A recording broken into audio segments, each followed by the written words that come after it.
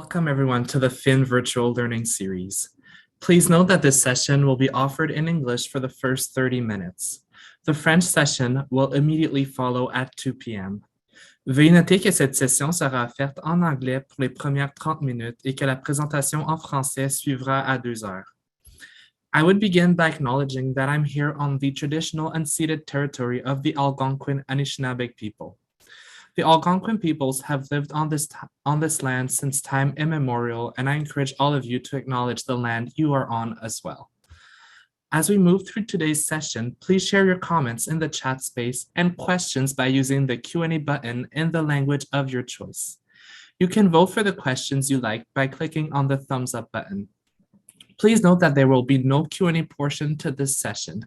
However, we will take your questions, find the answers, and share them as a resource on our Fin GC Wiki page. The moderators of the session will also likely use the questions you put in the Q&A chat. As someone who has been in the public service for around 5 years, I can easily remember a time when early in my career, I would be hearing terms such as ATIP, Section 34, or labor relations thrown around in meetings, and an immediate feeling of confusion would ensue.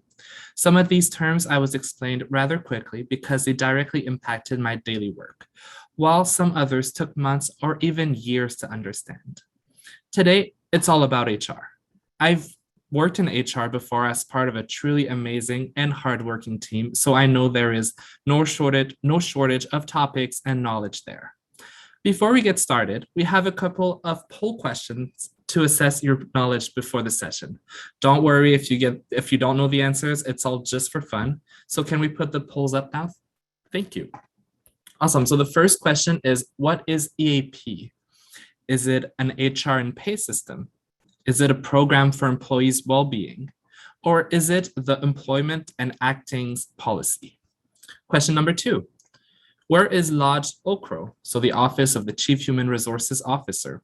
Is it at Treasury Board Secretariat? Is it at the Privy Council Office? Or is OCRO an independent department? And lastly, when a new employee is hired, which parts of HR have a role to play? Is it staffing only? Is it classification only? Is it compensation only? Or is it all of the above? So we'll give you a couple seconds to answer.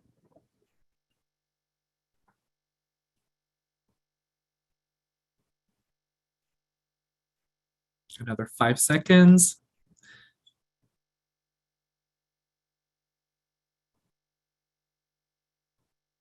Awesome. Do I want to share the results? Perfect. So for question 1, the results, 72% of people say that EAP is a program for employees' well-being. And you are right. I'm glad though I invented a policy and got 20% of people to believe it was a real policy, the employment and actings policy. For question number 2, where is OCRO lodged? So once again, this time was pretty split, but most people say Treasury Board Secretariat, and it is correct. OCRO is an independent department, got the second most votes, but it was not the accurate answer. And then last question, an overwhelming majority got it right. When a new employee is hired, which parts of HR have a role to play? It is staffing, classification, and compensation all have a role to play and when a new employee is hired. So without further ado, thank you for participating and playing with us in our little poll. And without further ado, I will give off the mic to Rajan Babar, who will be our moderator for the English part of the session. So the floor is yours. Thank you, Oliver. Good afternoon, everyone, and good morning to some of us. I would like to actually begin by acknowledging that I'm joining from the traditional and unceded territory of Coast Salish peoples, specifically the Kwantlen, Katsi, Samiamo, and Tsawwassen First Nations. I would also like to recognize that many of you are participating from other traditional territories from across Canada. My name is Rajan Babar. I'm currently working with Canada Revenue Agency as an auditor in Audit Division. I will be moderating today's English session. The public service is Canada's largest employer, and there is a lot for new employees to learn, from key rules to new acronyms. Today, we're going to learn key terms with respect to HR, but before we dive into it, I'm going to ask Audrienne Racine to introduce herself. Hi, thank you so much. My name is Zildjian Racine. My pronouns are Elle, she, her. I'm from the National Capital Region, which is on the unceded territory of the Algonquian Anishinaabe people. I'm a human resources advisor, a new human resources advisor, I'll say, at Employment and Social Development Canada, and I'm specifically working in a team in charge of diversity, but my main focus is really in the student world. Thanks for a great introduction, Ariane. So since you actually work in the employment equity division, so maybe we can begin with, there's an acronym that we all hear quite a bit, EEDIAR. So if you can actually just kind of elaborate on that, what does that stand for? That's a good question. So it is the Employment Equity, Diversity, and Inclusion Anti-Racism. That's really a call to action from the Private Council Office. And I will quote one of the part of this call to action, but it was that our leadership across the Public Service Commission, the public service, must be more diverse. So we need to make sure that the leadership and all the employees are really representing the Canadian population, to make sure we hear from everyone, we hear from all the person in the employment equity groups.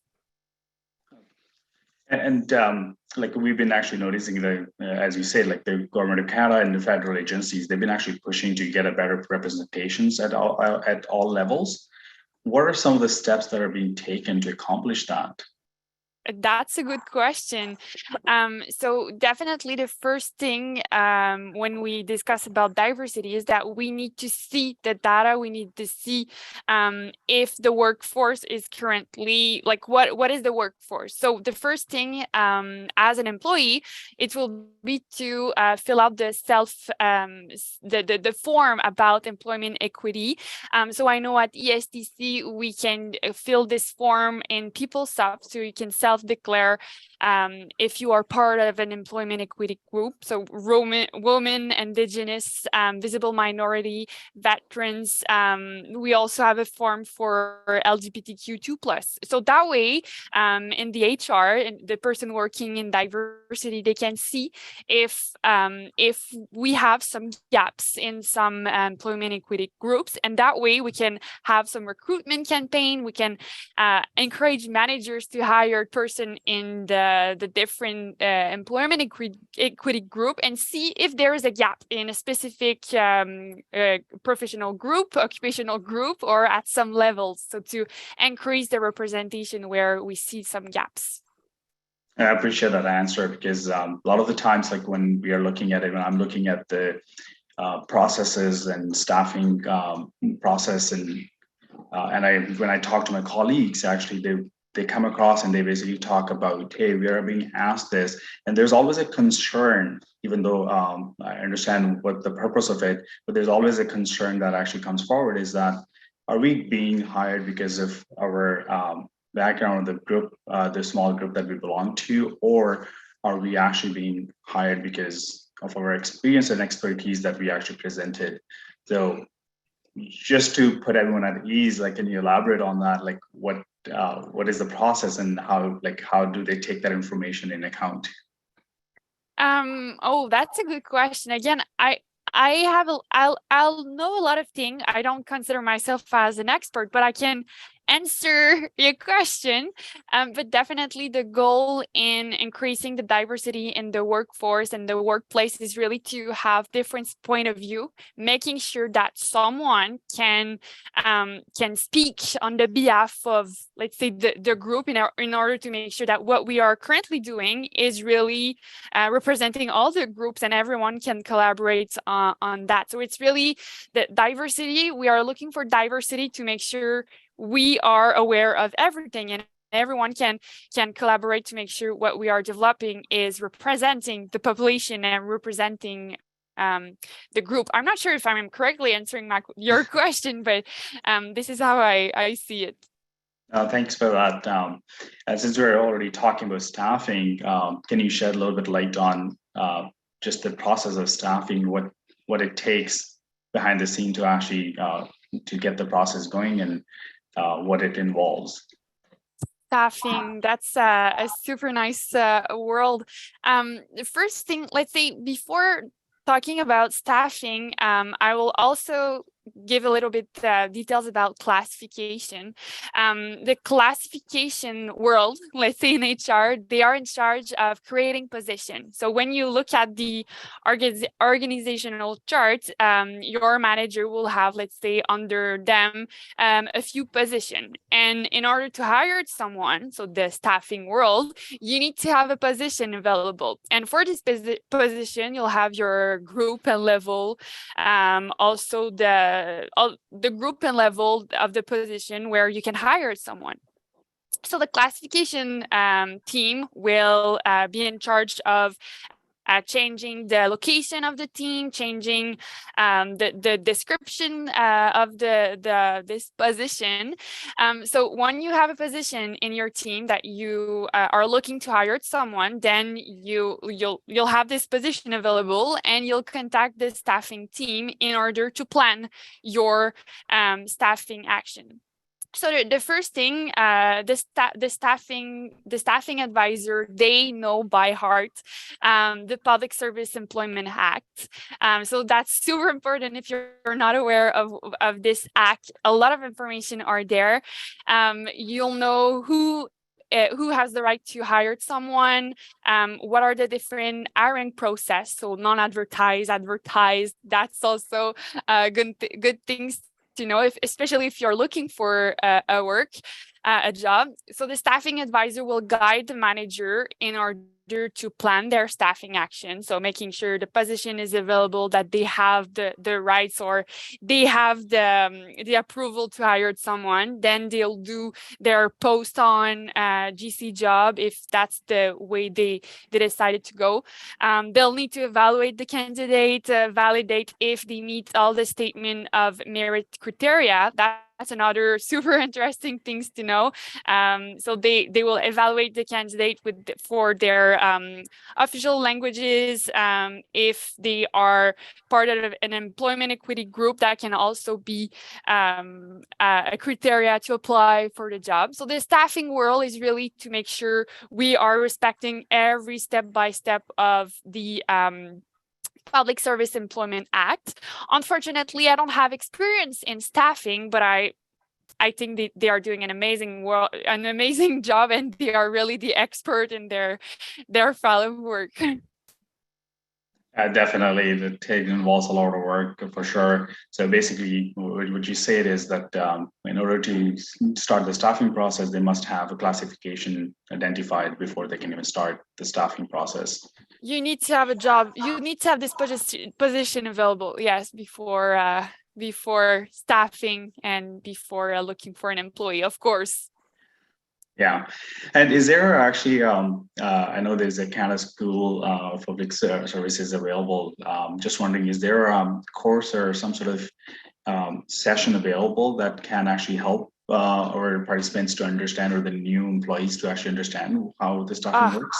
Oh yes, and that's really my favorite course that the school have, I'll say. It's called the Basics of Staffing in the Public Service, H200, and I can send it in the chat. I really encourage everyone to take this course. You'll learn more about classification, staffing, how HR delegation is working. It's a must to have on your learning plan for 2023. Thank you. And I just want to remind everyone who's joining us to actually feel free to put your questions in the Q&A, and we'll be glad to actually take those as well and get them answered here. One of the questions I do see is, I think it relates to staffing as well, is how can, basically they're asking how can they receive bilingualism bonus? That's a good question. Again, if the position, because all the positions have a they are requiring some official language, let's say, levels. So if you are in a position where it is essential English essential only, you'll not have the bilingual bonus. So if you have a job, like my job, I need to be bilingual. So to have like, I think it's CBC for my English, because English is my second language. So because of that, I will have the bilingual bonus. So it's really related to the position, or if the job is requiring you to be bilingual, then you can have the bonus. And again, you need to go through the all the evaluation with for your second language. And just for that, I'll also send in the chat, but there is some ways to see what is your current level for the comprehension, I think I can say it that way, and writing, I think. But I'll send the links in the chat. It is nice to know what is your group if you're looking for a bilingual position. So basically, you need to actually get your bilingual designation and just get evaluated for that. Again, you'll do the evaluation if the position is asking you to be bilingual. Otherwise, you can, I think you can take some training or see if the position might change to bilingual, but the position must be bilingual for you to have the bonus. Yeah. All right, thanks for that. And I'm gonna try to actually backtrack a little bit, because we had a poll question at the beginning of the session, and the poll question talked about EAP. I don't think we touched on what does EAP stand for. It kind of covered what the EAP does, but it didn't cover like what does the EAP stand for. And if you have a little bit more information on what services or what options are available within the EAP program. So EAP is for Employees Assistance Services. So that's really related to mental health, making sure that all the employees and their family have access to some resources if they need help. It's not related to the insurance. It's really something that everyone have access, a student and casual, all the employees of the GC. It's really a program. You can contact them. You can consult consult if you need some help in order to discuss and having the resources if you are not feeling well. And if I remember correctly, I think there is a designated person within their office, right? Do you know, like, that they can actually find out from their TL or their manager to reach out to them? That's a good question. I cannot answer it, unfortunately. I don't know. I don't know.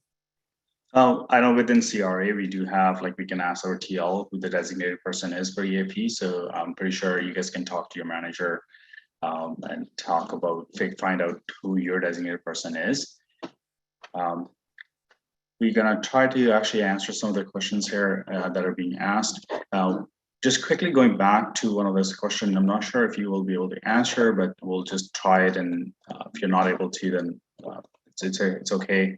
One of the question is, like, how long does it take to get your language tested, to get it scheduled, and how can you request it? Good question again. There is some delays because there is a lot of person asking to have the evaluation. By experience, I know it can take a few months if there is a list of person waiting to have the evaluation. But it's really depending on your department if they are doing the tests in the department. But if you need to plan to have the evaluation a few months before, again, having your position, or to have your job. But that's really the manager that will plan that. It's not the employee cannot request that. It's really the manager. It's a situation by situation. All right, thanks for that. I'm just gonna look at some of the questions here to see if anything else that's related to the bilingual or language.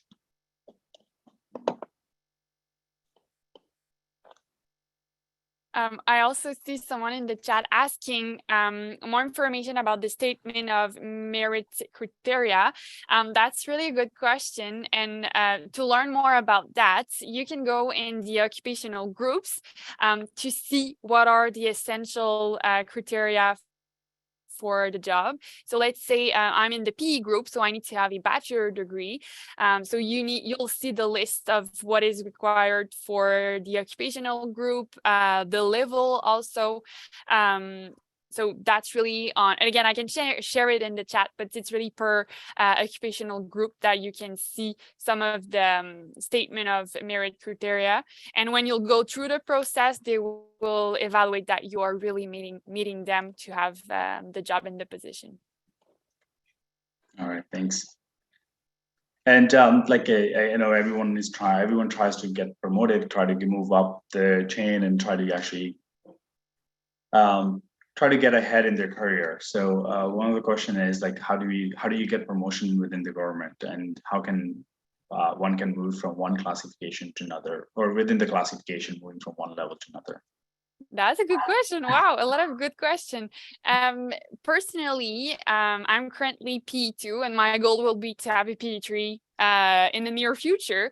So what I do for that is that I'm going on GC job and I'm looking at the P3 position. You can look at the and I don't know how to say this word correctly, but the archives are in French is archive. Can you clarify the word I'm trying to say? Archive. No, okay. So you can go there and look at the job that were posted in the past year and see, let's say for a P3 position, what they were requesting for you to have for the essential experience. And that way you can build on developing those skills to have this promotion, or to be able to show that you can meet the essential criteria. That's the first thing. The other thing will be, again, to go look at the occupational groups on the Canada's website to see what is really what you need to have. So if you want to start your career as an HR advisor, a human resources advisor in the PE position, you need to have a bachelor degree. So that's another thing you can say, oh, but I'll work on that too. If you're from a AS position, let's say, and you want to go in the PE position, then you'll need to do a bachelor degree. But really, GC job, it's really a good place to look at the job posting and try to see what can you gain, what experience can you gain in order to have this promotion or to be able to reach your next goal. Thanks for that. Yeah. So basically look at where you want to be and look at the requirements for that, and then start working on actually start meeting those requirements. Excellent. So we also heard the acronym, and I actually was getting very curious. I was always curious to know what that acronym meant, and I think the poll at the beginning actually kind of gave us what this acronym stands for, OCRO. I recently heard that a few times, so I was wondering. It was great to actually got to know what OCRO stands for. But can you elaborate a little bit on what's the role of OCRO? Of course. So it's the Office of Chief Human Resources Officer at the Treasury Board Secretariat. It is a center of expertise for human resources management in the public service, and they develop the board policy, direction, and standards to help the people management within their organization. So they will really help you to build this policy to make sure everyone are on the same page when it's time to discuss about human resources. Excellent. I'm just trying to get as many questions as I can cover from the participants, so they actually feel they got something out of it, right? So they got some of their questions answered. The other one that can be also interesting to discuss about is really the role of the Public Service Commission. Their role is really to make the appointment. They have the rights to make the authority. I want to say to make the appointment, and they will use their appointment, delegation, and accountability instruments to allow the department, the managers to hire, because they have the authority, but they will share their authority with other department and with the manager in order to hire. So they have a super important role within the government of Canada, because without that, without this instrument, they will own the authority to hire, but they are sharing it with the managers and the other department to facilitate the hiring process within the GC. Oh, thanks for sharing that. Yeah, it's a wonderful, great information. One of the other staffing related question is that, does the pool always have to have an expiry date, or can there be a pool with no expiry? I don't have the answer, but I think it can be interesting to explain what is a pool, because that was a term that was really struggling when I started my career with the GC. I was not able to understand what was a pool. But basically, a pool is that when you are on GC job, you are applying for a job. You need to answer some question to make sure you meet you have the essential criteria to apply for this job. Then they will evaluate you. You will go, you'll do this interview, and at the end of the process, maybe you'll be 10 candidates that can have the job, that were able to show that you are meeting the I'm struggling with this word, but the statement of merit criteria. So you showed them that you were able to have the job, but they will only select one person in this pool. And instead of saying too bad for the rest of you, you'll have the proof that you went through a process and you were able to show you meet the statement of merit criteria. And with that, you keep this number, or the number of the pool, and you can network with other managers to say, see, I'm part of the pool. I can have this P2 position. I was able to prove that I have the knowledge and the experience. So that's what it is, a pool. But unfortunately, I don't have the information about your question. Oh, thanks for covering the pool, because you see how easy it is to actually miss out on the basics. And as a new employee, and I remember even knowing what pool is it's a struggle sometimes, and it's a learning curve, right, for everyone. So thanks for covering that, because I completely missed that. I used pool, and without realizing that, yes, we are not. That's in itself needs explanation. Thanks for covering that.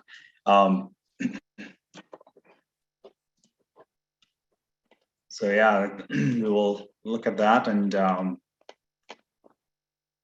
just trying to see what else can we cover that's actually pretty basic. And the time fly, right? Yeah, time flies. We just only got a couple minutes here. We covered a lot, actually. Maybe we can briefly touch on the ICMS, which is Informal Conflict Management Services.